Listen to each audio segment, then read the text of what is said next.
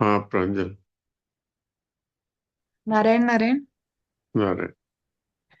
सत्संग से तत्काल लाभ होता है। चींटी के मार्ग से चलोगे तो पता नहीं कब पहुंचोगे, पर यदि पक्षियों की तरह उड़ कर जाए तो जल्दी पहुंच जाएंगे। चींटियों का मार्ग यानी शास्त्र की बातें सुनना, उनका मनन करना, उन पर ध्यान देना, समाधि। ऐसे ये लंबा मार्ग है। पक्षियों का मार्ग यानी सत्संग, यानी सत का संग। अब सत्संग कैसे हो? हम जो कर रहे हैं वो सत्संग नहीं, सत चर्चा है। जो भी हम बातें करें उन्हें जीवन में उतारे, तब सत्संग होगा। जैसे जो भी चीजें मिली है वो बिछड़ जाएगी, उनसे ममता नहीं करो। तो यदि हम इसे जीवन में उतारे तो सत मिल जाएगा। सत्संग सुने पर जीवन में नहीं उतारे तो तत्काल सिद्धि नहीं होगी। मूल बात है जीवन में उतारना। भजन भी वही कर सकता है जिसने सत्य चर्चा को जीवन में उतारा है, वरना संसार की बातें ही याद आती रहेगी। जिन्होंने सत्य चर्चा को भी ठीक से नहीं करी, वो एक जगह बैठकर भजन भी नहीं कर सकते। वो केवल बाहर से लोगों को कहते हैं कि मैंने बहुत सत्संग करा। ऐसे लोगों की बोली गई बातों का इतना प्रभाव भी नहीं होता। ठीक से करना यानी ध्यान से सुनना, मन में विचार करना और जीवन में उतारना। हमें भोगों का त्याग करना है और दूसरों को कैसे आराम मिले, सुविधा मिले, ये सेवा है, वो करनी है। इसे कहते हैं सेवा के द्वारा आत्मज्ञान। दूसरों को सुख दे, मान दे, ये बहुत ऊंची बात है। पर किसी को दुख ना दे, अपमान ना करे, ये भी बहुत जरूरी है। दूसरों की सेवा करने से अपने सुख की इच्छा कैसे मिट जाती है? जब मनुष्य सेवा करने लगता है, जैसे यदि बच्चा बिस्तर गीला कर देता है तो माँ खुद गीले में सो जाती है और उसे सूखे में सुला देती है। जैसे श्रवण कुमार ने माता पिता की सेवा में अपने सुख का त्याग कर दिया, तो सेवा करने से स्वयं के स्वार्थ का त्याग आसानी से हो जाता है। अगर हम सच्चे हृदय से दूसरों की सुविधा, सुख चाहेंगे, तो हमारे मन में जो भोग भोगने की इच्छा है वो अपने आप मिट जाएगी। ये बहुत महत्वपूर्ण बात है। दूसरों को जो सुख दे वो शास्त्र विरुद्ध नहीं होना चाहिए, उसका ध्यान रखना है। जैसे कोई मांस मांगता है कि मुझे उससे सुख मिलेगा, तो उसे मांस खरीद कर देना, इससे उसका भी हित होगा और हमारा भी हित होगा। दूसरी बात है अपना, हमारा जितना सामर्थ्य है उतना उतना देने की कोशिश करना। जैसे आपके पास पैसे की कमी है और कोई आपसे कहे कि मुझे 1 लाख रुपए चाहिए, तो आप कहीं से उधार लाके उसे दे रहे हो, ये गलत है। आप दूसरों को सुख दे तो वो शास्त्रों के विरुद्ध नहीं होना चाहिए और आपके सामर्थ्य के अंदर होना चाहिए। केवल सुनने से इतना लाभ नहीं होता, जीवन में उतारना ये बहुत जरूरी है।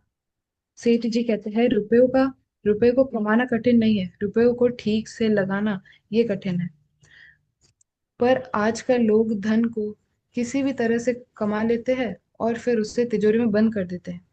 रुपए कमाना है तो ईमानदारी से कमाओ और खर्च करना है तो लोगों की सेवा में करो। नारायण नारायण नारायण नारायण। नारायण नारायण नारायण। तो अब गीता जी का पाठ, शुद्ध पाठ के लिए आज छठे अध्याय का दूसरा श्लोक करेंगे। और फिर आज मंगलवार है तो नंदिनी से मीरा चरित्र सुनेंगे। इससे पहले एक बार ज्योति अग्रवाल से बात करेंगे, वो क्या कहना चाहती है। अभी पहले गीता जी का शुद्ध पाठ करते हैं। छठे अध्याय का दूसरा श्लोक। यम संन्यासमिति प्राहुर योगम तम विद्धि पांडव न ये संन्यस्त संकल्पो योगी भवति कश्चन। यम संन्यासमिति प्राहुर योगम तम विद्धि पांडव न ये संन्यस्त संकल्पो योगी भवति कश्चन। अब जो जो पाठ करना चाहे वो हाथ खड़ा कर दे। पिस्ता देवी। नारायण नारायण जी। नारायण नारायण नारायण। नारायण। श्लोक नंबर 2।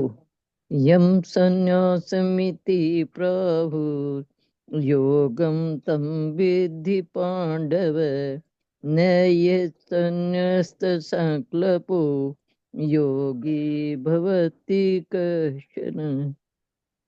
ठीक है, राघव। राम राम जी सा। राम राम। यम संन्यासमिति प्राहुर्तं विद्धि पांडव न ह्यश्यन्यस्त संकल्पो योगी भवति कश्चन। ठीक, अच्छा पाठ किया। रेखा। राम राम प्रणाम जी सा। राम राम। यम संन्यासमिति प्राहुर्योगं तं विधि पांडव न ये संन्यस्त संकल्पो योगी भवति कश्चन। नारायण नारायण। अच्छा है, सुंदर उच्चारण है। शिव। नारायण नारायण जी से प्रणाम कर रही हूँ। नारायण नारायण। यम संन्यासमिति प्राहुर योगम तम विद्धि पांडव न ह्यसन्यस्त संकल्पो योगी भवति कश्चन। नारायण नारायण। ठीक है, सुंदर है आपका पाठ। सुनील दास जी। राम राम महाराज जी। राम राम। यम संन्यासमिति प्राहुर्योगम तम विद्धि पांडव न है संन्यस्त संकल्पो योगी भवति कश्चन। बाकी सारा ठीक ही है बोला ना, है नहीं है आधा है, ये पूरा है। ये न न है यह संन्यस्त न यह संकल्प संन्यस्त संकल्पो, न यह न संन्यस्त संकल्पो। न है संन्यस्त संकल्पो। हाँ, अब ठीक है। प्रणाम महाराज जी। अब ठीक है। प्रणाम। सुलोचना देवी। प्रणाम महाराज। प्रणाम। यम संन्यासमिति प्राहुर योगम तम विधि पांडव न ये संन्यस्त संकल्पो योगी भवति कंचन। ठीक है, अच्छा है। सविता अरोड़ा। प्रणाम डॉक्टर साहब। प्रणाम। डॉक्टर साहब आज इसकी व्याख्या रह गई श्लोक की। अच्छा, व्याख्या बोल देंगे। जी, मैं अभी पढ़ती हूँ श्लोक तो। हाँ, पढ़िए। यम संन्यासमिति प्राहुर योगम तम विद्धि पांडव न ह्यसन्यस्त संकल्पो योगी भवति कश्चन। अच्छा है। नारायण नारायण। इसकी व्याख्या है, हे अर्जुन, लोग जिसको सन्यास ऐसा कहते हैं उसी को तुम योग समझो, क्योंकि संकल्पों का त्याग किए बिना मनुष्य कोई सा भी योगी नहीं हो सकता। सांख्य और कर्मयोग दोनों साधन अलग अलग होने पर भी संकल्पों के त्याग में एक है। जब तक मनुष्य के अंतःकरण में संसार की सत्ता, महत्ता और अपनापन है, तब तक वह संकल्पों का त्याग नहीं कर सकता।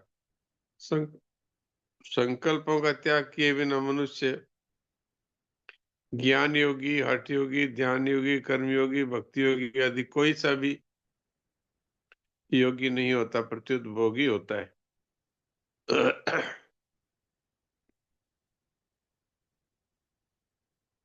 दमयंती।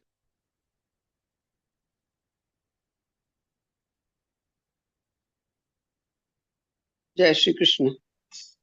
जय श्री यम कृष्ण। संन्यासमिति प्राहुर्योगं तं विद्धि पांडव न संन्यस्त संकल्पो योगी भवति कश्चन। अच्छा, आपका शुद्ध है पाठ।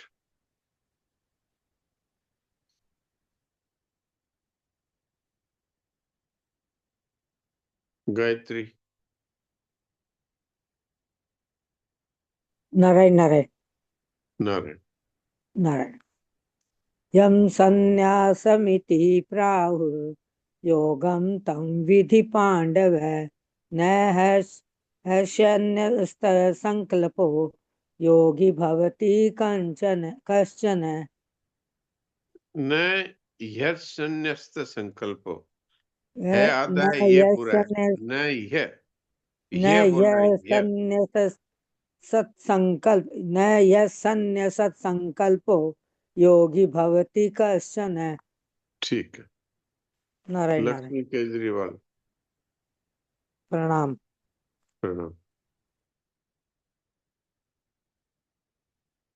राम राम। राम राम। यम सन्न्यास्यमिति प्राहुर्योगं तं विद्धि पाण्डव। न न न न त्यः सन्न्यासि संकल्पो योगी भवति कश्चन। न यह संन्यस्त संकल्पो, न यह न यह संकल्प न संन्यस्त यह संकल्प, संकल्प सन्यासी न यह न सन्न्यास्त न यह संन्यस्त संकल्पो। न यह सन्न्यस्त संकल्पो हाँ योगी अब ठीक, भवति कश्चन।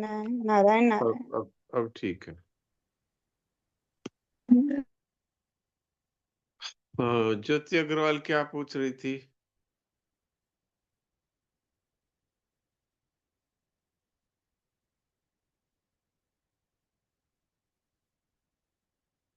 अभी तो नहीं दिख रही है। हाँ दिख रही है।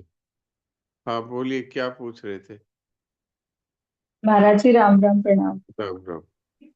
महाराज जी एक समस्या का ये समाधान करिए कि दूसरों को कैसे सुख पहुंचे, यही हमें गीता ने सिखाया है।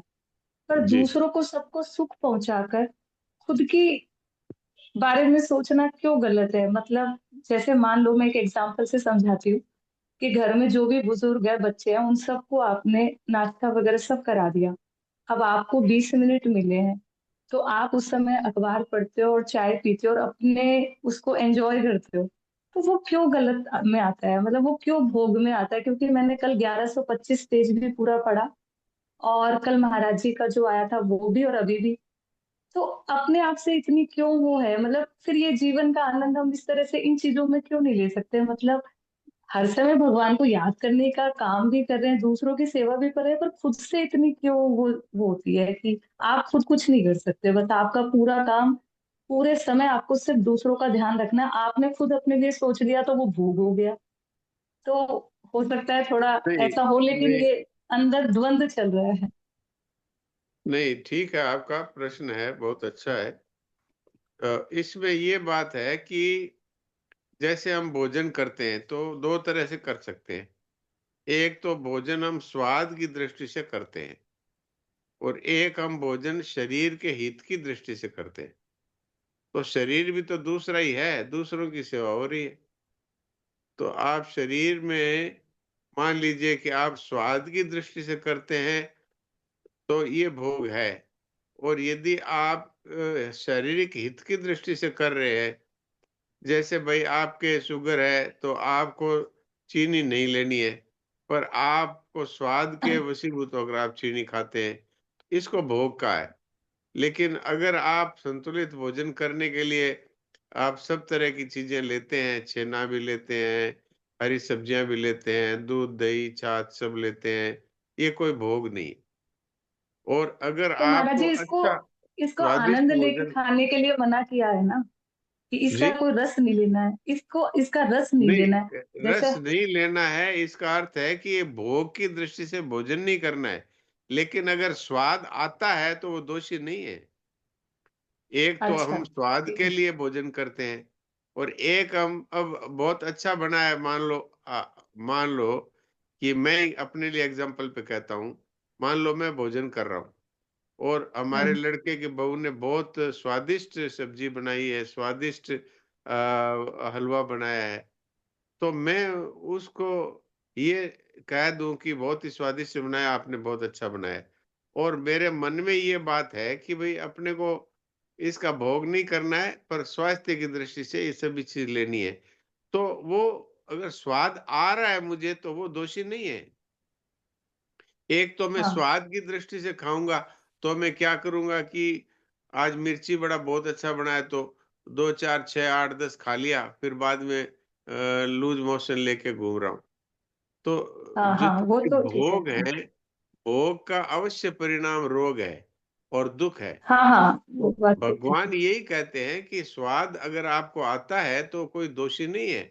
जैसे मान लो किसी ने आपको माला पहनाई, तो आपको आदर दिया तो इससे आप नहीं बंधेंगे, लेकिन उस आदर को आप चाहते हैं और उस आदर को लेकर के आप अपने आप को अभिमानी महसूस करते हैं, वो दोषी है। अच्छा, इसी तरह ठीक है। आपकी कोई बड़ाई कर देता है तो आपको पाप नहीं लगता, लेकिन आप बड़ाई चाहते हैं तो आप भोगी हैं। ये और तात्पर्य है। आज, हाँ हाँ, और जी। एक आज के श्लोक में जो संकल्प का त्याग है वो कामना का त्याग है।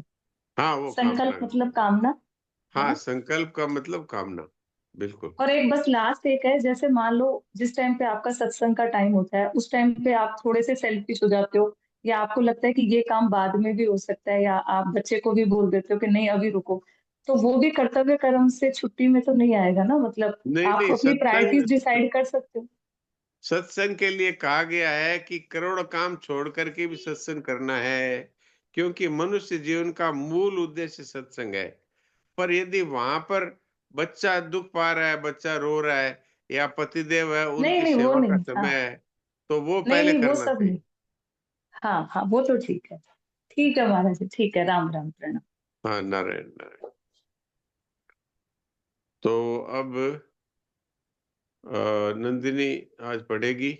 इससे पहले वंदना से और जयेश भाई से बात कर लेते हैं। हाँ, वंदना बोलो। राम राम, प्रणाम जी सर। राम राम।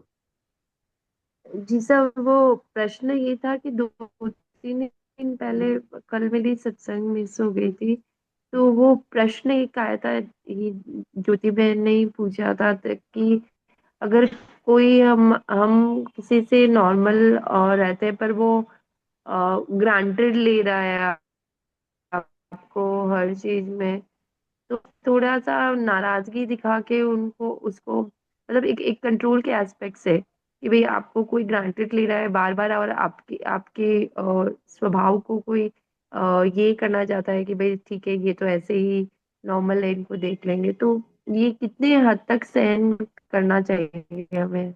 नहीं, अगर वो शास्त्र विरुद्ध आपको परेशान करता है तो आप उनको कह सकते हैं सीधे शब्दों में कि ये उचित नहीं है आपका। इसमें कोई बुराई नहीं है।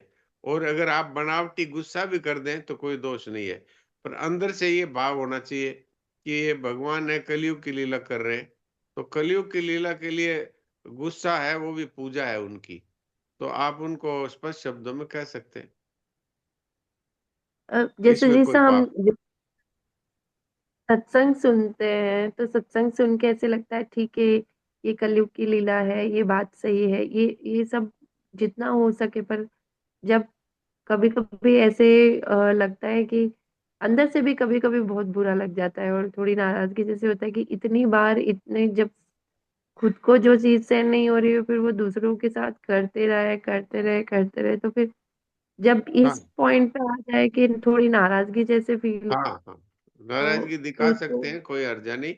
अंदर में अपने को गुस्सा नहीं आना चाहिए, बाकी बाहर से गुस्सा दिखा सकते हैं, उसमें कोई हर्जा नहीं है। इसमें उनका भी हित है, और अंदर से भाव यही रहे कि भाई है तो ठाकुर लेकिन कलयुग की लीला कर रहे हैं, तो कलयुग की लीला के लिए गुस्सा है, वही उनकी पूजा है। कहीं कहीं तो जी थप्पड़ मारना भी पूजा होता है। जैसे बच्चा बहुत ज्यादा शैतानी कर रहा है, समझाने पे नहीं मान रहा है, तो उसको कहते हैं ना हम लोग, आज तेरी पूजा करनी पड़ेगी। तो इसलिए अगर आप अपने अंदर गुस्सा नहीं ला करके और ऊपर से वो गुस्सा दिखाना, वो ठीक है। और अंदर से थोड़ा बहुत गुस्सा आ जाए तो उसको अपनी भूल मानना चाहिए। जी। जी जी सर, जी जी सर, प्रणाम। ठीक, प्रणाम। जयेश भाई बोलिए।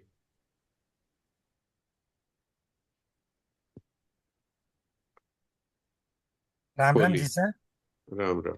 हाँ, मैं ये पूछ रहा था कि आपने कहा कि सत्संग करोड़ काम करके करना चाहिए, हाँ तो आपने तो ये जो कर रहे हैं अभी सत चर्चा है, हाँ इसको समझना चाहिए सत्संग या सत्संग में जो बातें अपने जीवन में धारण करने की बातें आती है उस पर लक्ष्य देकर कार्य करते रहना।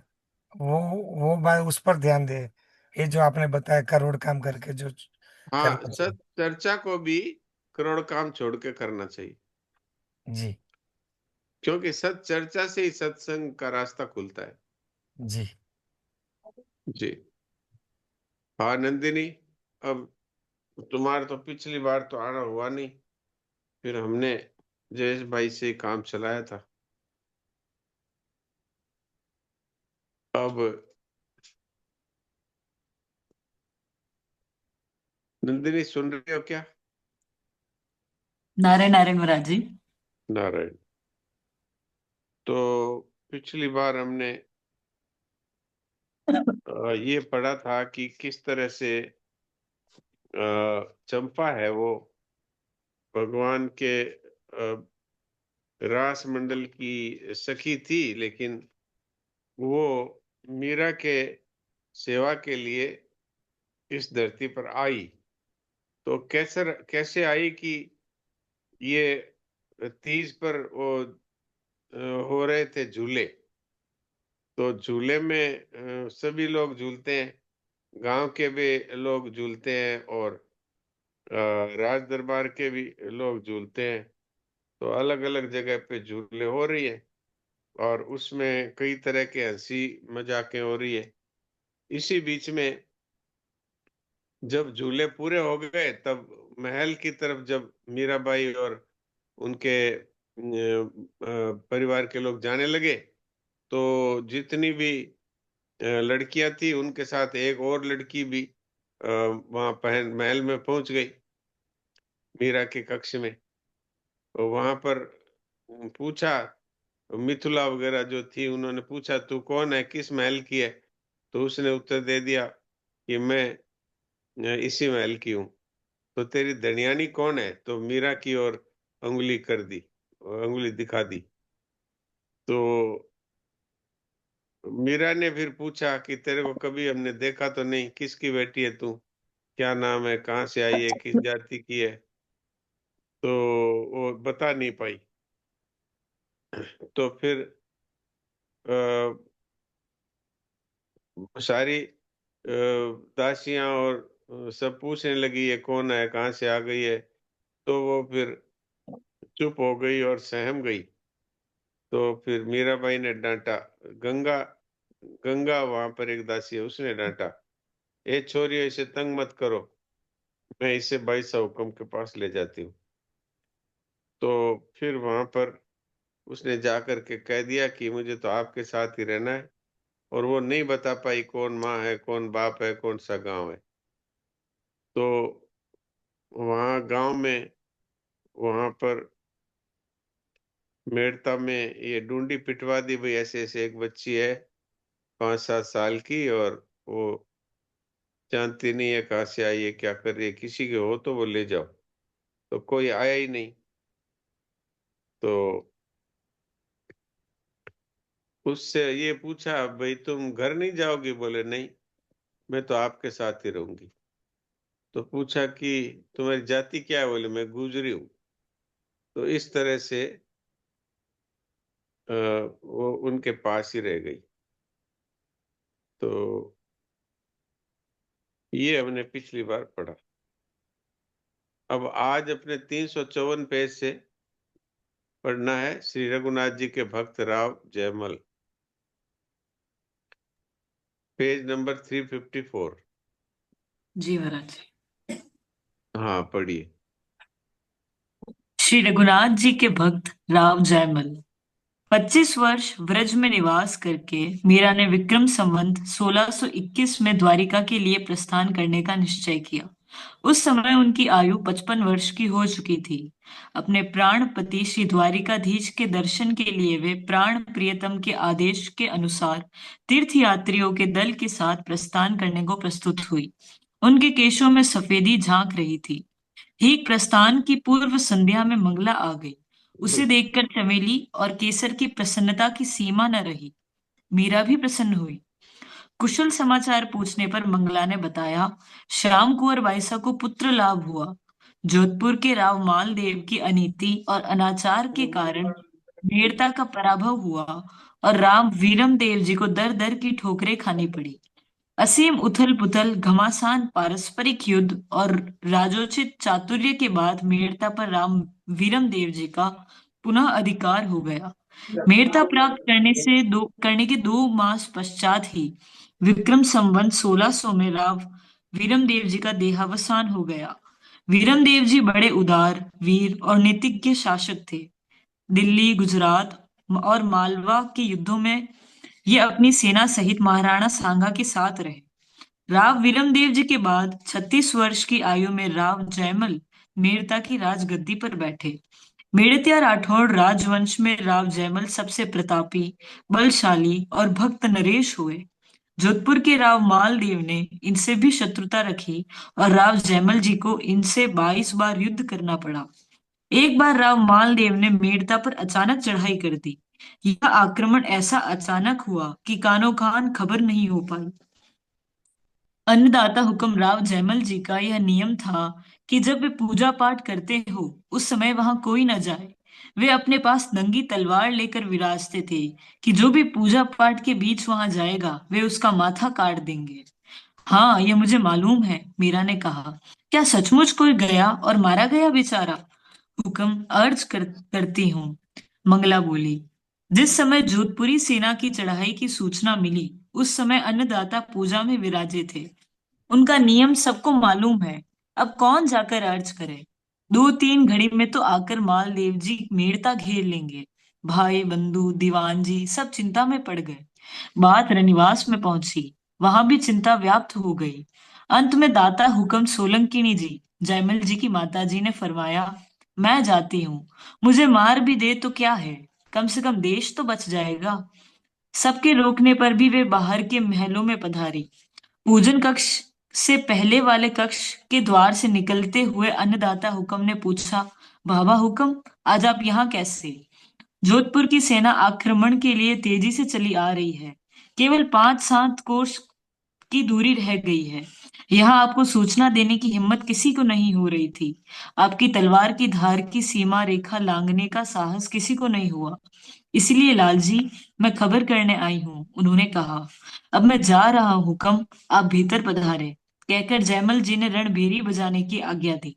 नगाड़ों पर चोट पड़ते ही वीरों की तलवारें कोष मुक्त हो झंझना उठी। कड़खों की तान पर घोड़े नृत्य करने लगे और रणबंका मेड़तियों की सेना हर हर महादेव का जयनाद करती हुई गढ़ से बाहर निकली। जैसे ही जोधपुर की सेना दिखाई दी, अपनी सेना को रोककर जयमल जी अकेले घोड़ा दौड़ाकर आगे जाने लगे, किंतु स्वामी की आज्ञा की अवहेलना कर सारी सेना दौड़ पड़ी। भीषण मार काट मच गई। मेड़तियों ने देखा कि जयमल जी की करवाल विद्युत गति से चल रही है। उनका रणोत्साह देखकर कई लोग लड़ना भूल गए। शत्रु सैन्य भी दंग रह गया। जोधपुर की सेना के पांव उखड़ गए। जयमल जी ने उनका पीछा किया। मालदेव इतने समीप थे कि वे बंदी हो जाते अथवा काम आते। तभी सेनाध्यक्ष पृथ्वीराज जैतावत लौटकर स्वामी के प्राण रक्षार्थ युद्ध करने लगे और वीरता पूर्वक युद्ध करते हुए उन्होंने समर भूमि में शयन किया। विजय के नगारे बजाते हुए मेड़ता की सेना लौटी। घोड़े से उतरकर जयमल जी ने महल में प्रवेश किया और 2 क्षण पश्चात ही बाहर निकलकर पूछा, यह जय जयकार और बाजे किस खुशी में बज रहे हैं? रनिवास में बधाइयां किस लिए गाई जा रही है?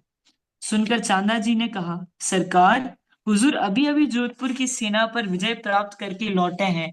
ये गाजे बाजे उसी की खुशी में बज रहे हैं। अभी अभी तो दासिया दमामणियों ने आपका वंदन किया है। ऐसा क्या फरमा रहे हैं आप? मैं युद्ध में गया? जयमल जी चकित स्वर में बोले। साथ ही शीघ्रता पूर्वक महल से उतरकर चौक में आए। चरवादार साइस उनके घोड़े का बख्तर और जीन उतार करके रख रहा था। उन्होंने समीप जाकर देखा कि घोड़ा पसीने से तरबतर, मुंह में झाग और बेहद थका हुआ है।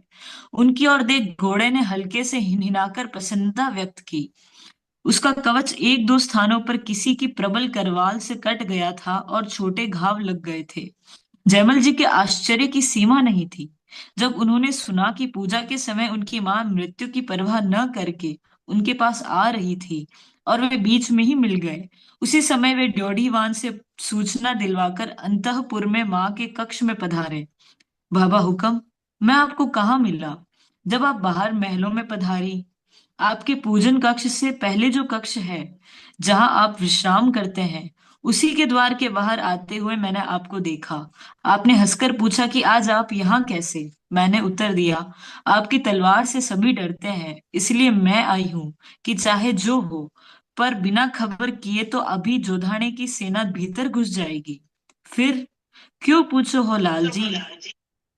फिर आप घोड़ा माथे बिराज लड़ने पधारिया। क्यों पूछते हैं लाल जी? फिर आप घोड़े पर सवार होकर करके लड़ने पधारे। माँ की बात पूरी होते ही जयमल जी उनके चरण पकड़कर फूट पड़े। आप धन्य है बाबा हुक्म, आप धन्य है। धन्य है जोधान नाथ और धन्य है वे जो मारे गए। अभागा एक मैं ही रहा। हाँ हतभाग जयमल, तेरे लिए रघुनाथ जी ने इतना कष्ट झेला। वे अगरखे की बाहों से आंसू पोंछते बाहर चले गए। रनिवास के सेवक सेविकाएं, स्त्रियां और बालक जहां के तहां चित्र लिखे से रह गए। उन्होंने बाहर आकर पूजा की सामग्री मंगाई।